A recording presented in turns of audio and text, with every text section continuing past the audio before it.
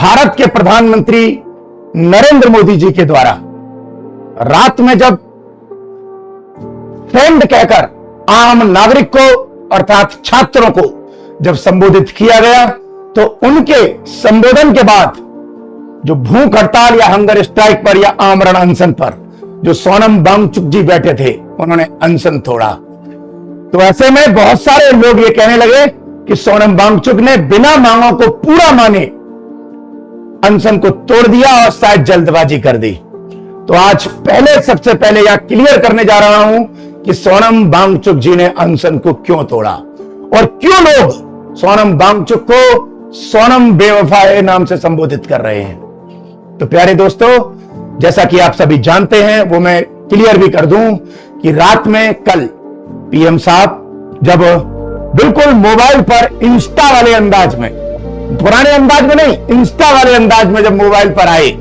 तो पहली बात तो पूरा देश भौचक्का रह गया मोदी जी को उस रूप में देखकर कि और लगने लगा कि मोदी जी बहुत बेहतर तरीके से आए हैं। तो निश्चित रूप से देश में कुछ नया होने जा रहा था और आम जनता उम्मीद भी कर रही थी।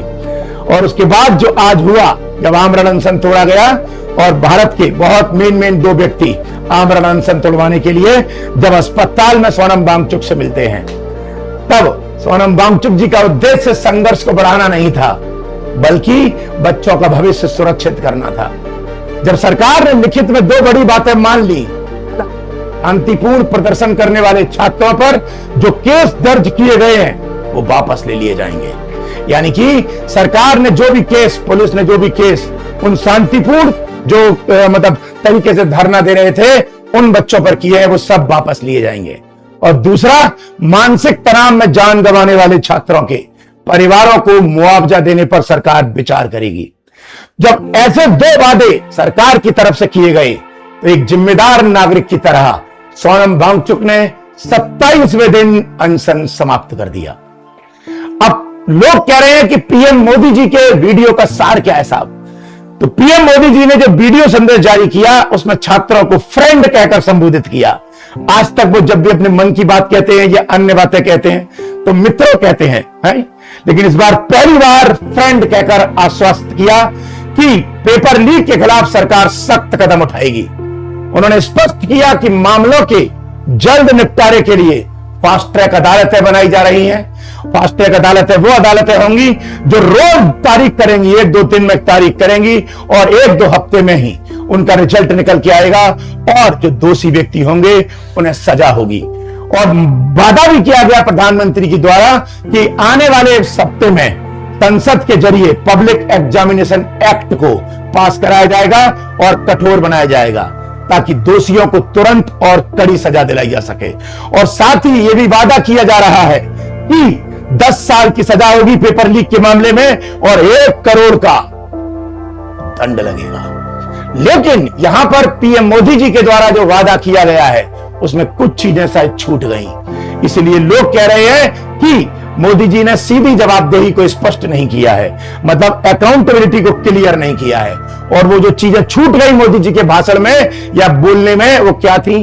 पीएम मोदी ने कड़े कानून और अदालतों की बात तो कही, लेकिन परीक्षा कराने वाली मुख्य एजेंसी यानी एनटीए के स्ट्रक्चरल रिफॉर्म यानी कि संरचनात्मक जो सुधार थे और भविष्य में बिना किसी तकनीकी खामी के परीक्षा कैसे कराई जाएगी, इस पर कोई ठोस रोड मैप और सीधी बात नहीं कर पाई। मतलब ये तो कह दिया कि अगर पेपर लीक होगा तो ये दंड मिलेगा, ये सजा मिलेगी, लेकिन ये शायद स्पष्ट नहीं कर पाए मोदी जी कि अब पेपर को बेहतर तरीके से कराने के लिए क्या करेंगे और सरकार कैसे कैसे कदम उठाएगी। क्योंकि निश्चित रूप से एनटीए एक मुद्दा हो सकता है, लेकिन बहुत सारे बच्चे ये भी कह रहे हैं कि एसएससी की भी चीजें हैं जिसमें बहुत सारी प्रॉब्लम्स बीच बीच में आती रहती हैं या अन्य प्रॉब्लम आती रहती हैं, तो सरकार उन चीजों को क्यों भूल गई? तो यहां पर सबसे बड़ा मुद्दा यह था कि नैतिक जिम्मेदारी तो ली, लेकिन नैतिक जिम्मेदारी लेते हुए जो चीजें भूल गए उनमें एक ये भी थी कि बहुत सारे शीर्ष मंत्रियों के इस्तीफे पर प्रधानमंत्री चुप रहे। छात्र आंदोलन की प्रमुख मांग यह थी की इतनी बड़ी लापरवाही की नैतिक जिम्मेदारी लेते हुए शिक्षा मंत्री को अपने पद से इस्तीफा दे देना चाहिए और उस पर कोई बयान आए पीएम साहब का। लेकिन पीएम जी के संदेश में नैतिक जवाबदेही और शीर्ष नेतृत्व के रूप पर कोई स्पष्ट चर्चा देखने को नहीं मिली और उन्होंने सीधा सीधा जवाब न देकर के जनता को फ्रेंड संबोधित करके एक प्रकार से दिल जीतने का पूरा कोशिश किया। लेकिन पता है आगे का रास्ता अब क्या निकलेगा? शायद मोदी जी कह रहे हैं कि संवाद से समाधान होगा, हम बैठकर वार्ता करेंगे और सॉल्यूशन निकालेंगे और जो वादे किए गए हैं उन पर अमल करेंगे। लेकिन प्रॉब्लम वहीं की वहीं खड़ी हो जाएगी यदि वादा सिर्फ वादा रहा तो, और यह बात ना हो जाए कि कोई ये कह दे एंड में कि वादे तो होते ही तोड़ने के लिए हैं। अनशन खत्म होने पर पीएम साहब के बयान के बाद अब सबसे बड़ी बात यह है कि जो कागज में वादे किए गए हैं, जो घोषणाएं की गई हैं, वो जमीन पर कितनी जल्दी उतारे जाएंगे? क्या छात्रों का भविष्य सुरक्षित रहेगा? इसके लिए अब संसद में होने वाली बहस और नए कानून के लागू होने की समय सीमा पर सबकी नजर रहेगी।